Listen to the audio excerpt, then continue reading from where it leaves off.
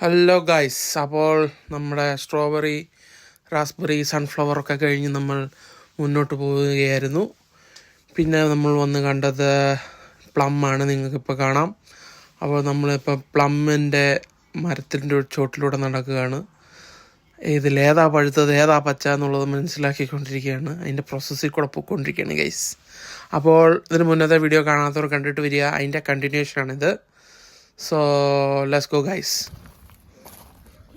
കടകളിൽ കിട്ടുന്ന പ്ലം ഈ ഒരു കളറല്ല, വേറൊരു കളറാണ്, ഡാർക്കർ ആയിൻ കളർ. പക്ഷെ ഇത് it's not that dark. Dude, what do you think you are doing? വേണോ പൂട്ടിന്? വേണോ പ്ലം? വേണോ പ്ലം? അമ്പൂന് ഇഷ്ടപ്പെട്ടോ പ്ലം? Tasty tasty. കൊള്ളാം ഗൈസ്, പ്ലം കൊള്ളാം. ഇതിലും നല്ല ഡാർക്കറായി വരേണ്ടതാണ്, ബട്ട് കൊള്ളാം. ഇതിൻ്റെ മരം എൻ്റയർലി ഡിഫറെൻ്റ് ആണ്, അൺലൈക്ക് സ്ട്രോബെറി, റാസ്ബെറി. ഇതെനിക്ക് തോന്നുന്നു ഈ നെല്ലിക്ക ഒക്കെ പോലത്തെ പരുവാണോന്നറിയില്ല, നിങ്ങൾക്കറിയാമെങ്കിൽ പറയൂ ഗൈസ്. പക്ഷെ ഇത് അതോ ആത്തക്ക പോലെയാണോ അല്ലേ? അതുപോലെയാന്ന് തോന്നുന്നു. ഭയങ്കരമായിട്ട് ബ്രാഞ്ചസിലെല്ലാം വല്ലാണ്ട് അങ്ങ് പിടിച്ചിരിക്കും കാ. സോ ഗൈസ്, ആത്തച്ചക്ക പിടിച്ചിരിക്കുന്ന പോലെ ഇങ്ങനെ മരത്തിലെല്ലാം പിടിച്ചിരിക്കുകയാണ്.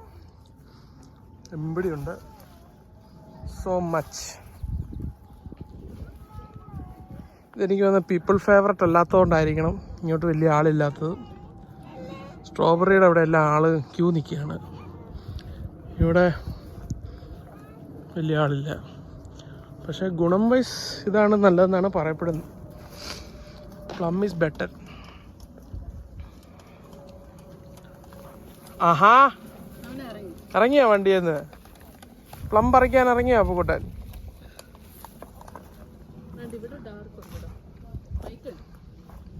ഇതൊക്കെ ചോളമാണ് ഗൈസ്, കോൺഫീൽഡാണ്. നമ്മളിനിയും ബീട്രൂട്ട് തപ്പി പോവുകയാണ്. ചോളത്തേൽ ചോളം ആയി വരുന്നതേ ഉള്ളൂ, പൂ പിടിച്ചതേ ഉള്ളൂ. അപ്പോൾ അപ്പോഴേ നമ്മൾ സൺഫ്ലവറിൻ്റെ അപ്പുറത്ത് കണ്ടതും ചോളമായിരുന്നു. ഇപ്പോൾ അതിൻ്റെ സീസൺ ആകുന്നേ ഉള്ളൂ, അതായിരിക്കും നമുക്കിപ്പോൾ കാണാൻ പറ്റാത്തത്. ചോളമുണ്ട് ഗൈസ്, ചോളമുണ്ട്. ഇതാണ് ചോളം. ഇതേ ചോളം പിടിച്ചിരിക്കുന്നു, ഇതിൻ്റെ അകത്താ ചോളം. ഇനിയിപ്പോൾ ഇത് പാകമാകുമ്പം ഊരിയെടുക്കുമായിരിക്കും. ഏതായാലും നൈസ്. മുന്നോട്ട് പോകുന്നിടത്തും കുറച്ച് സൺഫ്ലവർ ഉണ്ട്, അതൊന്ന് നോക്കാം. ഗൈസ്, ഇവിടെ എല്ലാം ബീട്രൂട്ട് ഉണ്ട്.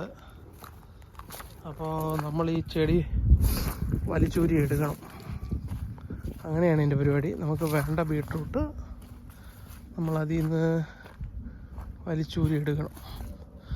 അപ്പോൾ ഇതേതാണ് പാകമാകാത്തതെന്ന് എനിക്കറിയില്ല. അതിൻ്റെ ഇലയുടെ വലുപ്പവും ഭാരവും കളർ വ്യത്യാസമൊക്കെ വെച്ച് നോക്കി ഒരെണ്ണം അസ്യൂം ചെയ്തങ്ങ് എടുക്കാം അല്ലേ. സാധാരണ ചേനയുടെ കൂമ്പ് വാടിക്കഴിഞ്ഞാൽ ചേന പറിക്കാറ്. അപ്പം ആ ലൈനിൽ ചിന്തിക്കുകയാണെങ്കിൽ ഒരു പക്ഷേ ബീട്രൂട്ടിൻ്റെ ചെടി വാടുന്നതായിരിക്കുമോ കണക്ക്? നിങ്ങൾ പറയൂ ഗൈസ്, ചെടി വാടുന്നതാണോ കണക്ക്? ഏതായാലും ഒരെണ്ണം ഒന്ന് എടുത്ത് നോക്കാം.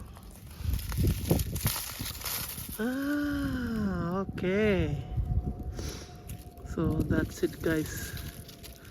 അതാണ് ബീട്രൂട്ട്. ഓക്കെ, ബീട്രൂട്ടാണ് ഗൈസ്.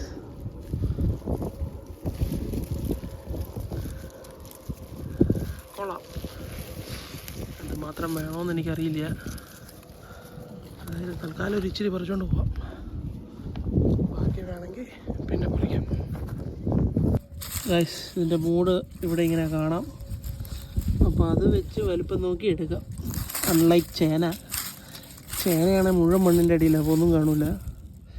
ഇതാണെങ്കിൽ കാണാം, ഇങ്ങനെ കാണാം. ഇങ്ങനെയാണോ നോർമലി എന്ന് എനിക്കറിയില്ല. ബട്ട് സ്റ്റിൽ വൈകി ബാ ബീട്രൂട്ട് പറിച്ചേ. ഇതിങ്ങനെ വലിച്ചു നോക്കി. ഇത് കേട്ടോ ബീട്രൂട്ട്. ഇനി ഇവിടെ പറിച്ച്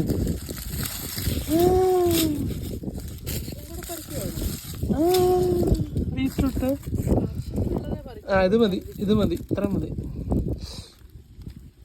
അപ്പൊ കുട്ടാ ബീട്രൂട്ട് നമ്മൾ പറിച്ചോ?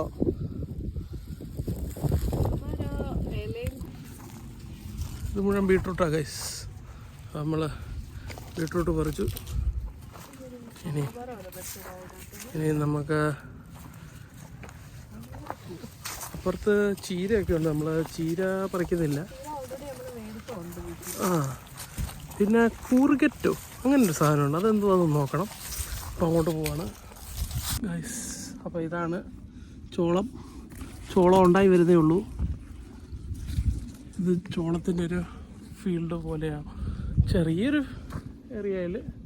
പക്ഷേ കൊള്ളാം, നീറ്റ് ആൻഡ് ടൈഡി ആയിട്ട് ചെയ്തിട്ടുണ്ട്.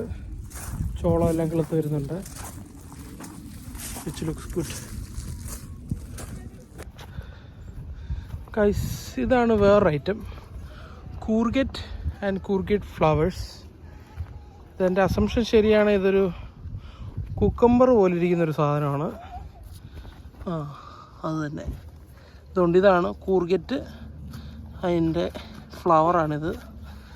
ഇത് രണ്ടും നമ്മൾ നമ്മുടെ സൂപ്പർ മാർക്കറ്റുകളിലൊക്കെ ഇരിക്കുന്ന കാണാം. അപ്പോൾ ആ സംഭവമാണിത്. ഇത് നോർമലി നമ്മളാരും അങ്ങനെ കഴിച്ച് എനിക്കറിയില്ല കേട്ടോ. നിങ്ങളാരെങ്കിലും കഴിക്കുന്നവരുണ്ടെങ്കിൽ പറയണേ. ഇതാണ് സംഭവം, കൂർഗറ്റ് എന്നാണോ കർഗറ്റ് എന്നാണോ എങ്ങനെയാണ് അത് പ്രൊനൗൺസ് ചെയ്യേണ്ടതെന്ന് അറിയില്ല. എനിവേസ് ഇതാണ് ഐറ്റം. അപ്പോൾ ഫ്ലവറാണ് കൂടുതലും. ഈ ഫ്ലവറും കഴിക്കും. ഇനി അത് ഫ്ലവർ പോയി കഴിഞ്ഞ് ആ കാ വരുമ്പോൾ അതും കഴിക്കും. പ്രോബബ്ലി സാലഡ്സിനൊക്കെ ആയിരിക്കും മോസ്റ്റ് ലൈക്ക്ലി. അതുകൊണ്ട് ഇതാണ് ഐറ്റം, കൂർഗറ്റ്. പിന്നെ ഇവിടെയും സൺഫ്ലവർ ഉണ്ട്. So that's it guys. നമ്മൾ ഐ തിങ്ക് എല്ലാ കറണ്ട് ഫാമിംഗ് ഏരിയയിലൂടെയും പോയി. അങ്ങോട്ടൊക്കെ ഫീൽഡ് പ്ലൗ ചെയ്തിട്ടിരിക്കുകയാണ്. അടുത്ത ഫാമിങ്ങിന് വേണ്ടിയുള്ളതായിരിക്കാം, അറിയില്ല. എനിവേസ് കൊള്ളാം. കൂർഗറ്റിൻ്റെ ഇപ്പുറത്ത് സ്പിനച്ചാണ്, ചീര. അതിൻ്റെ അപ്പുറത്ത് ബീട്രൂട്ട്, അതിൻ്റെ അപ്പുറത്ത് ചോളം, അതിൻ്റെ അകത്ത് സ്ട്രോബെറി, അതിൻ്റെ മുകളിലാണ് പ്ലം. അങ്ങനെയാണ് ഇത് പോകുന്നത്. നല്ല ഓർഡർലി ഫാഷനായിട്ടെല്ലാം വെച്ചിട്ടുണ്ട്. അതായത് നൈസ് വേ ഓഫ് ഫാമിംഗ് ആണോ അപ്പുക്കുട്ടൻ? വാ അപ്പുക്കുട്ടൻ, ടയർഡായോ? എന്താ വാ നമുക്ക് മേളിലോട്ട് പോകാം. വാ കമാൺ. ഇതാണ് കഴിച്ച് ഇവിടുത്തെ ഈ ഫാമിൻ്റെ ഓഫീസ്. ഇവരുടെ തന്നെ കൃഷി ചെയ്ത നെല്ലിക്ക, പിന്നെ ബ്രൊക്കോളി, അങ്ങനത്തെ സാധനങ്ങളൊക്കെയാണ് തോന്നുന്നു. ഈ ബീൻസും ഒക്കെ ഇവിടെ ഫാമിംഗ് ഉള്ളതാണ്. ഇതെല്ലാം ഇവരുടെ വെജിറ്റേഷൻസ് തന്നെയാണ്. ബഞ്ച്ഡ് ക്യാരറ്റ്, സ്വീറ്റ് കോണ്, കുഞ്ഞു കാര്യങ്ങളൊക്കെയാണ്. എല്ലാം ഇവരുടെ പ്രൊഡ്യൂസ് തന്നെയാണ് ഗൈസ്.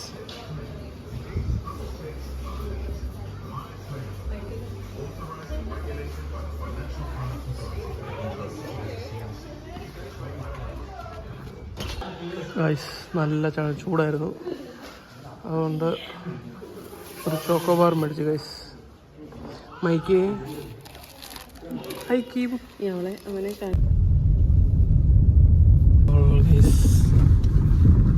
ഫാം കഴിഞ്ഞു. ഇനി നമ്മൾ തിരിച്ച് വീട്ടിലോട്ട് പോകണം ഗൈസ്.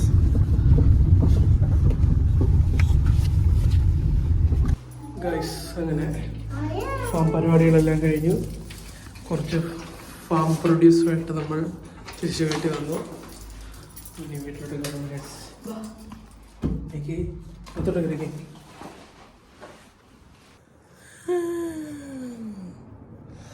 അപ്പോൾ സ്ട്രോബെറി എല്ലാം പ്ലക്ക് ചെയ്തോ അപ്പുക്കുട്ടൻ? സ്ട്രോബെറി എല്ലാം പ്ലക്ക് ചെയ്തോ കൂട്ടാ? സ്ട്രോബെറി കഴിച്ചേ? സ്ട്രോബെറി എല്ലാം കഴിച്ചു. റാസ്ബെറി കഴിച്ചു അല്ലേ? മൈക്കിളാണ് ഏറ്റവും കൂടുതൽ കഴിച്ചത്. നമ്മളിതെല്ലാം കഴിച്ചു. മൈക്കിൾ എൻജോയ് ചെയ്തോ? അപ്പം അങ്ങനെ അതെല്ലാം എൻജോയ് ചെയ്തു. നല്ല ചൂടായിരുന്നു ഗൈസ്, അതുകൊണ്ട് ടയർഡായി. സോ ഇനിയും വേറൊരു പരിപാടിയായിട്ട് വരുന്നിടം വരേക്കും ബൈ ബൈ. അപ്പോൾ ടാറ്റ കൊടുത്തേ. ടാറ്റാ ടാറ്റാ.